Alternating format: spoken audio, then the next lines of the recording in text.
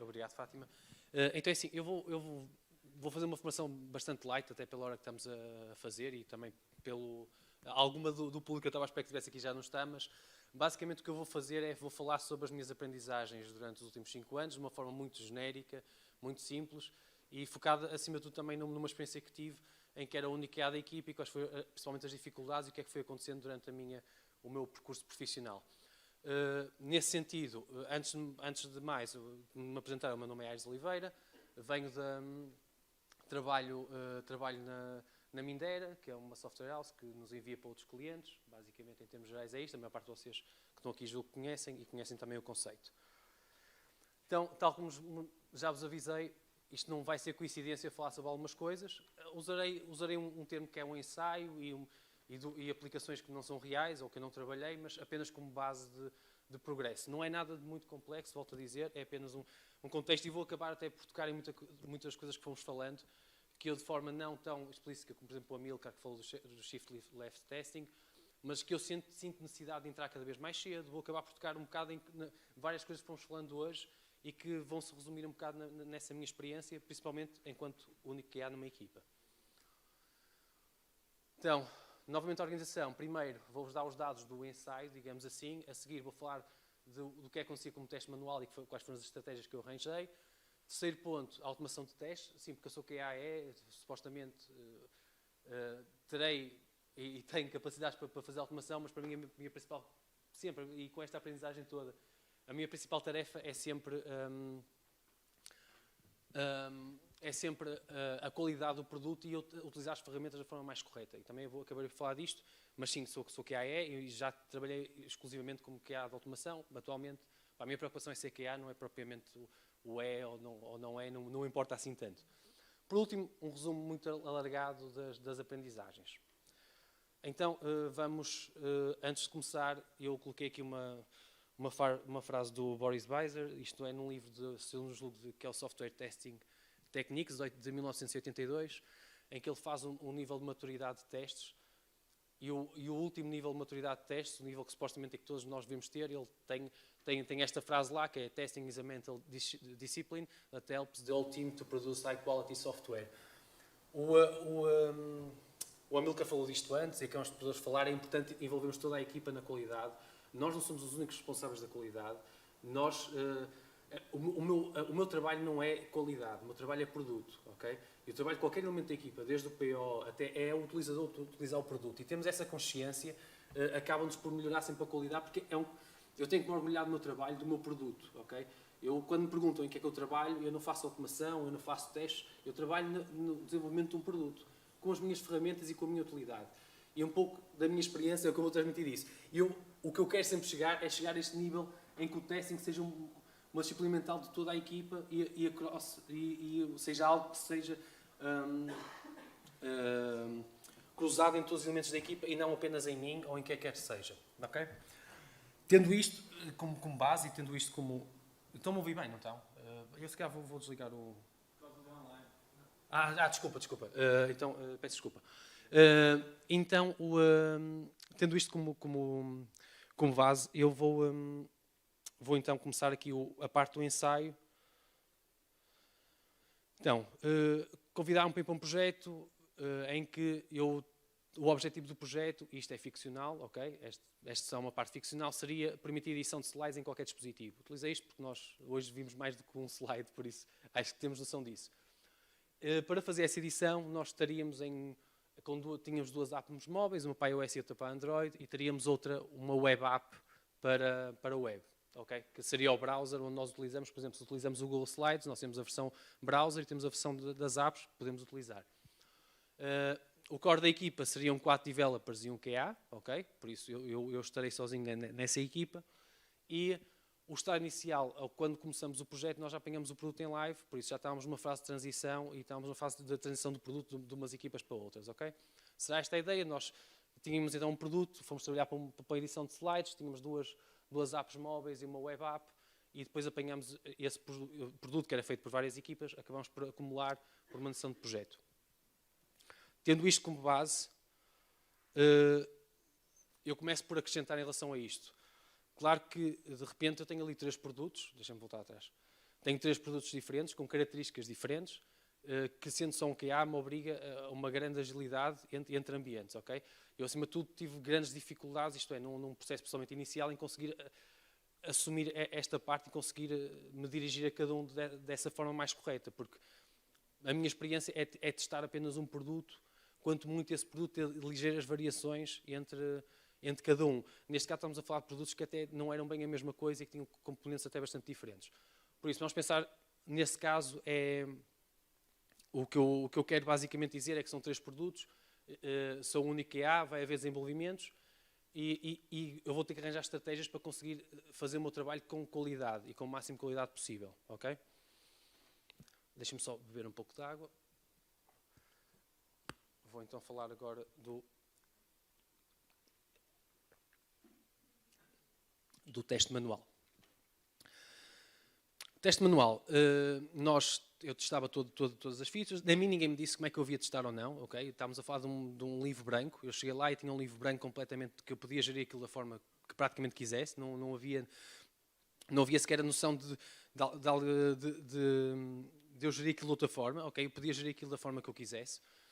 Eu, mesmo sendo um tester, até que comecei como tester de automação, não como tester manual, para mim, a parte manual e haver algum rigor faz todo sentido. Então, eu gosto de entrar no planeamento e escrever os testes mais cedo. Claro que sendo o único QA, eu não escrevia os testes com detalhe e em Gherkin e com toda uma panóplia de informações. Tentava era ser o mais... não estou a dizer que é a melhor estratégia, estou a dizer que foi a estratégia que eu fui arranjando. Tentava era ser o mais concreto possível e fazer o maior número de casos com essa concretização possível. E mais cedo possível. Para quê? Para me esquecer deles o mais cedo possível também. Porque sendo o único QA, eu tenho que pensar na minha independência de mim próprio, ok? Porque eu se escrever os testes hoje e testar hoje, eu não vou ter independência perante esses testes. Então, eu gostava de os escrever o mais cedo possível, ou vezes foi possível, ou vezes não foi, para garantir essa certa independência que é necessário nós termos no teste.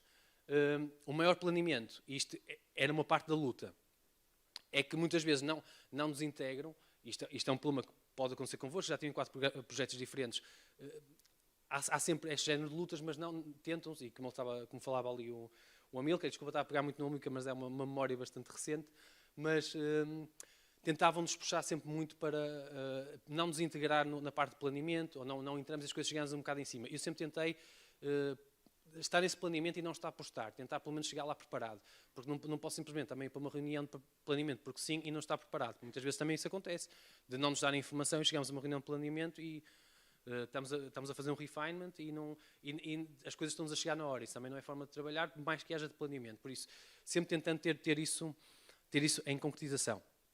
O segundo ponto em relação ao teste manual, que eu acabei, que eram coisas que eu já fazia num projeto anterior, que deixei de fazer e que tentei implementar outra vez neste, que era teste em múltiplas situações, isto é, em múltiplos momentos. Quando um dev mal tem o branch disponível, eu pedia-lhe automaticamente para me dar esse branch para fazer uma build local. Fosse a web apps, fosse as apps mobile, ok? Isto porquê? Porque eu precisava e eu via o pull request e eu também aprovava o pull request e era a última pessoa que dava o ok para o merge, ok? E aprovava, ia para o thumbs up e muitas vezes até revia um pouco das coisas. Isto porquê? Porque assim garanto que onde está o desenvolvimento que eu já testei está mais ou menos controlado, o máximo controlado possível, ok?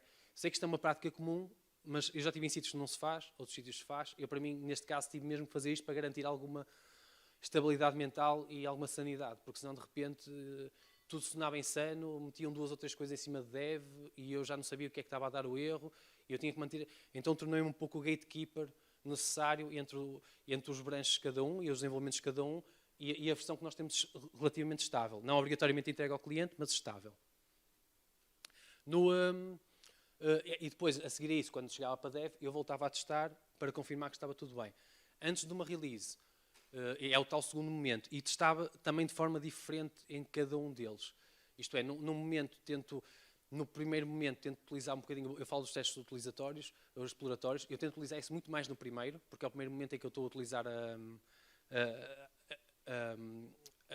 implementação e estou a ver tudo. Claro que vou vendo o criteria e tudo, mas gasto um bocadinho mais tempo a explorar, ok? E também a acercar-me tudo o que está feito.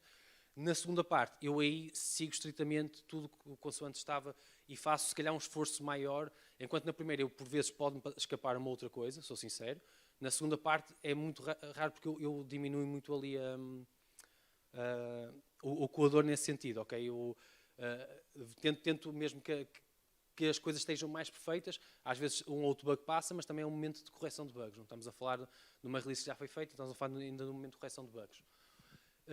E nesse sentido, sim, o maior uso dos testes laboratórios era nessa fase. Aquela parte ali da regressão focada nos desenvolvimentos. Novamente, eu antes de uma entrega eu tinha que fazer uma regressão. Claro que tudo o que já estava feito eu fazia mais próximo de um sanity test, okay? menos regrado, mais preocupado em que as coisas estivessem a funcionar de forma correta.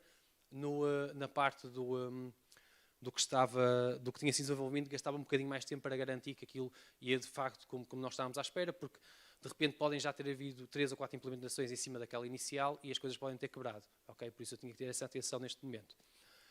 Isto é uma prática comum, mas volto a dizer, era algo que eu não podia fugir. A automação de testes. Quando cheguei, as 3 apps tinham automação de testes, ok? E eu, nesse caso, perdi muito tempo a ver cada uma delas, e aí perdi tempo, realmente. Se fosse hoje, não tinha pessoalmente teria perdido o mesmo tempo. Mas acabei por chegar ao final e apenas utilizar um de forma constante e com manutenção, porque o desenvolvimento era menor nessa app, então permitia menor manutenção da minha parte e permitia também maior utilidade. Okay? Porque eu rapidamente conseguia fazer... Estamos a falar, hoje já falamos de Cypress, no caso era Cypress, era a web app, permitia... A manutenção era mais curta para mim, era mais fácil e conseguia ter maior utilidade em ter aquilo a funcionar. As outras já estavam ou bastante desatualizadas ou não estavam completas o suficiente. Resumindo, tomei a decisão de praticamente deixar cair de forma consciente com a gestão do produto, porque não teria forma de manter tudo e mais alguma coisa. E depois isto também é o problema, porque a realidade é giro falarmos na teoria, mas às vezes a realidade, e em certos projetos, não é a mesma coisa que a teoria. E isto é um bocado esse exemplo. Por muito que eu quisesse e por muita vontade que eu quisesse, não era útil para mim aquele espaço e não era útil manter aquele género de trabalho e perder, se calhar, espaço ao trabalho manual ou não garantir entregas com a maior qualidade possível. Depois havia outro problema neste caso, que eram as diferentes plataformas e linguagens. A solução aqui que eu arranjei foi, volto a dizer, perdi tempo, e isso é uma aprendizagem. Se fosse hoje, se calhar não teria perdido tanto tempo, teria visto mais pela rama e teria percebido o que é que eu precisava mesmo. Mas até pela utilidade do projeto eu fui vendo cada uma delas, gastei o tempo que eu tinha, mas depois também percebi que na dinâmica da equipa não havia assim tanto tempo seguido para mim, para estar alocado a este género de assuntos. Por isso tive mesmo que diminuir ao máximo. E o terceiro, quarto, enganei-me aqui na numeração. Deixa-me só... Enganei-me na numeração. Isto não vai muito longe, ok? Eu volto a dizer, não fiz uma coisa super complexa.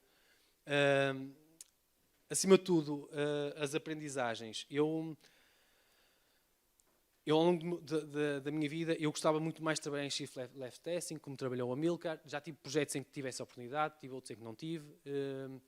Mas há uma coisa que para mim é bastante importante e que eu nunca deixo cair, que é o rigor. Eu cada vez que deixo cair o rigor neste projeto que me exigia bastante de mim e bastante agilidade a saltar de lado para lado, quando eu perdi o rigor, quando eu acreditava um pouco na palavra do developer em alguma coisa, por alguma razão, porque precisava, estávamos em cima da release, eu por norma queimei-me. Não acontece e aprendi que o rigor é uma coisa que eu não posso abrir muito a mão. Posso abrir mão em algumas coisas, posso de repente um caso de teste não ser super detalhado, ok? Mas se calhar o caso de teste tem que existir na mesma, ok? Eu tenho que ter na mesma, tenho que fazer, se um caso de teste é uma checklist, que muitas vezes fiz, ok? Não, tenho que me adaptar um pouco ao projeto, isto de ser agile muitas vezes obriga-me também a tirar o melhor de mim e às vezes trabalhar sem todas as ferramentas que eu gostaria de trabalhar. Se calhar um Excel, como às vezes cheguei a fazer, com uma série de casos de teste, serviu perfeitamente para o que eu queria. Mas nunca deixar cair esse rigor e chegar ao ponto de não escrever um caso de teste e só usar teste exploratório porque era mais simples. Okay? Eu tive que manter esse género de rigor. A priorização foi outra aprendizagem também, até para a minha vida pessoal, porque de repente eu já fiz mil e uma coisas na vida, não sou da área, como grande parte das pessoas, e eu, após que trabalhasse no McDonald's, queria ser o melhor trabalhador possível. Okay? Queria fazer tudo do melhor e possível. Pá, mas chego à conclusão que, e não há problema nenhum eu trabalhar no McDonald's, estou a dizer um exemplo de um trabalho regular, eu queria ser a melhor pessoa possível a fazer aquele trabalho, era um orgulho para mim. E eu nisto também quero ser o melhor possível, mas nisto eu também tenho que saber a noção da priorização. Eu não, colocar o pickle um bocadinho para a esquerda ou mesmo centrado não é assim tão importante. O importante é o hambúrguer estar perfeito, o hambúrguer está bom para o cliente, e eu fiz o meu melhor trabalho, eu sei que é um pickle que vai ali, que não é outra coisa qualquer, mas que vai centrada, ok? Por isso, saber priorizar para mim é das coisas mais importantes, principalmente quando não temos projetos ou não temos projetos que estejam de tal maneira maturados que permita ter mentalidade aberta, permita ter alguma maior qualidade no seu próprio projeto. O terceiro ponto, maior proximidade com os developers. Isto porquê? Eu tenho noções de código, eu sou um aficionado em mexer em APIs, eu gosto de ter, mas por outro lado, eu pensando na teoria de testes, eu sinto-me sempre obrigado a estar um passo aquém de independência dos developers. Neste projeto foi o contrário, ok? O que eu tentei foi fazer o contrário. Eu estive muito presente e cada vez mais presente, também porque alguns me permitiram isso, e cheguei quase a fazer, não pair programming, porque eu não estava a programar, mas enquanto estavam a programar eu estava ou a fazer mocks para eles, para os Charles em JSON, ou a discutir coisas durante, não apenas quando estava a receber as coisas, mas durante o desenvolvimento próprio, porque percebi que apesar dessa proximidade potencialmente e teoricamente me toldar a visão futura quando fosse testar, porque eu de repente não tinha a independência necessária, neste género de projeto em que sou a única pessoa, eu também se receber aquilo daquela forma, provavelmente também não vou conseguir testar da forma como eu queria, ou não vou conseguir chegar a um ponto de intercâmbio. Isto também tem uma coisa boa, porque há um intercâmbio, que era o que eu ia dizer agora, entre o developer e eu, e muitas vezes eles já me avisam quais são os problemas que podem haver, e há um maior intercâmbio, e também me ajuda ao meu trabalho. Se me perguntarem, num ambiente perfeito, eu sou completamente a favor da independência. Num ambiente imperfeito, provavelmente vamos ter que fazer um trabalho mais colaborativo neste sentido, ok? De tentar me aproximar mais e de eu próprio forçar essa proximidade com os developers, ok? Falo mais com os developers porque estamos a falar da fase de desenvolvimento. Resumindo, novamente a frase inicial. Se eu senti que cumpri a minha disciplina ou esta frase, não. Sinto que por vezes não consegui chegar a este ponto. Sinto que nunca deixei de o tentar lá chegar, ok? Sinto que por vezes posso não ter chegado a este ponto. Sinto que com alguns membros, como volto a dizer, com a minha proximidade com os devs, que consegui chegar a este ponto em que já não era só um problema meu, mas era um problema de todos. Com outras pessoas não consegui, e isto é a vida. Nem eu vou estar a chorar por causa disto. Mas sinto que sim, que cumpri o meu papel e que as coisas, e que tudo que fiz com o máximo de qualidade possível, e que aprendi muito pelo caminho e que errei imenso, ok? E já falei um bocado da questão do rigor, que por vezes achei que era o rigor, por vezes não, a questão do tempo perdido com a automação, se calhar hoje em dia preocupava mais com a utilidade e a priorização, mas isso fazem parte da minha aprendizagem enquanto pessoa e no fundo, o que eu vos queria trazer hoje, de uma forma muito mais leve, até pela hora e tudo, não queria trazer nada muito pesado, era a ideia que nem tudo é perfeito, ok? E que muitas vezes nós, por motivos profissionais, temos que nos adaptar.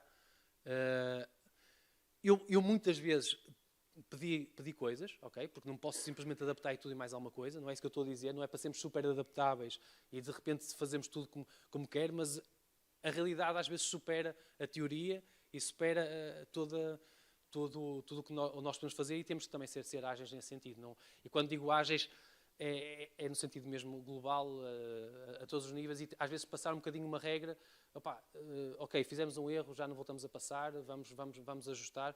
Idealmente, deveremos viver num mundo correto, mas às vezes temos que fazer certas coisas que não concordamos muito, e quando não concordamos de todo, não devemos aceitá-las. Isso também não, ponto final, parágrafo. Era literalmente isto que eu vos tinha para apresentar, e espero que tenham gostado. Se tiverem alguma pergunta, sintam-se à vontade.